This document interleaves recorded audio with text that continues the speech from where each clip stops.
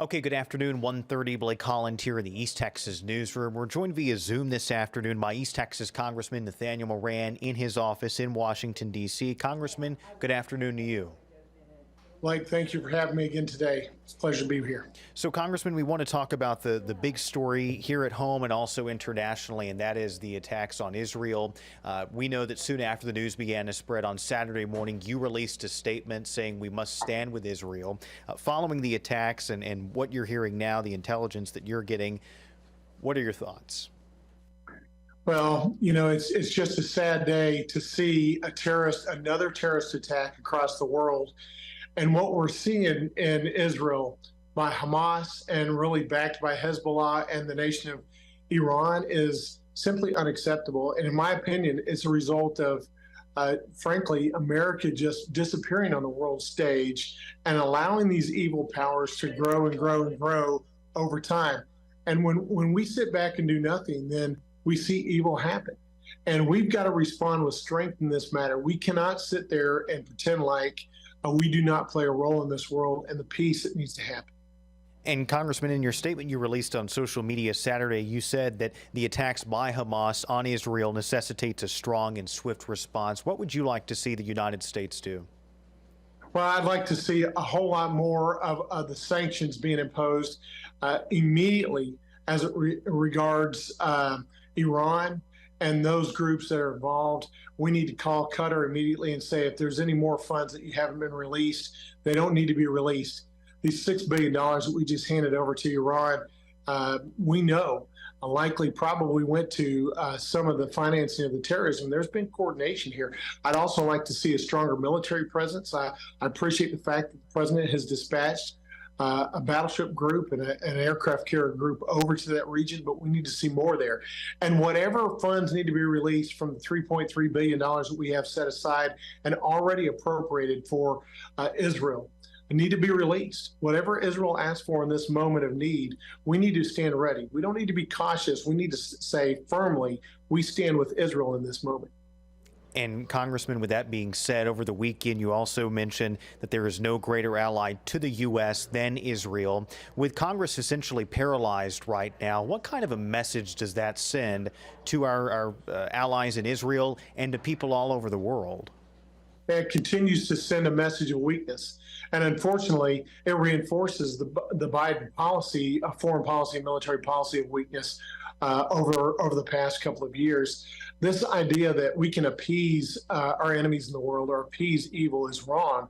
And this idea that is being propagated by folks like the Chinese president, who says about democracies that democracies don't work and democracies are weak. We're just playing into that when we begin to feed on our internal feuds and focus on those instead of focusing on the unifying factors that we all as Americans stand for and we can come to some agreement to. Instead of getting caught up in our pettiness, we need to be figuring out what we need to do as a group, both Republicans and Democrats. But frankly, in the last week, we've seen the disunity among Republicans, and it has paralyzed Congress to act in this very important moment. And Congressman, want to mention from your statement on Saturday, you also mentioned about the ties between showing strength and also peace. What do you mean by that? Well, just exactly what I was talking about this idea of appeasement. For some reason, groups of both Republicans and Democrats believe that we can appease evil around the world. We can become isolationists and we can somehow just stick our head in the sand and ignore the realities that there is a growing axis of evil around this world. We're talking about Russia and China and Iran across the board and others, North Korea, that are joining forces, that are helping each other militarily, helping each other economically, helping each other with foreign diplomacy, and then putting the screws to other nations to join in that, to oppose the United States and to isolate the United States. And when we sit here in a position of weakness, we allow them to do that. And then sometimes folks on our side are saying, yeah, let's isolate ourselves. And in the midst of that, all we do is create a vacuum for evil to grow in this world. And eventually it's going to hit us. And right now, we're seeing it hit one of our closest, if not our closest ally, and that's Israel. We cannot stand for that. We actually have to hit back hard. We got to support Israel through military equipment if they need it, through military support, through economic support, whatever Israel needs at this moment. We need to assist them to hit back hard against those that would stand against them and those that would stand for terrorists. And Congressman, you mentioned some of what you would like to see happen. The president spoke over the weekend. We received late word from the Pentagon yesterday about some of the U.S.'s plans to help out Israel. So far, have you been satisfied with those plans? Well, I'm happy that there are some actions, but not satisfied with some of the communication. The president has not been as forceful in his communication as he should have been. He has used kind of this tempered language of, well, let's wait and see, and we'll give as necessitates. Well, I mean, at this point, we need to give absolutely whatever Israel asks for. We don't need to hold back. And so we don't want to show in this moment that we're going to somehow stand in the middle of this ground.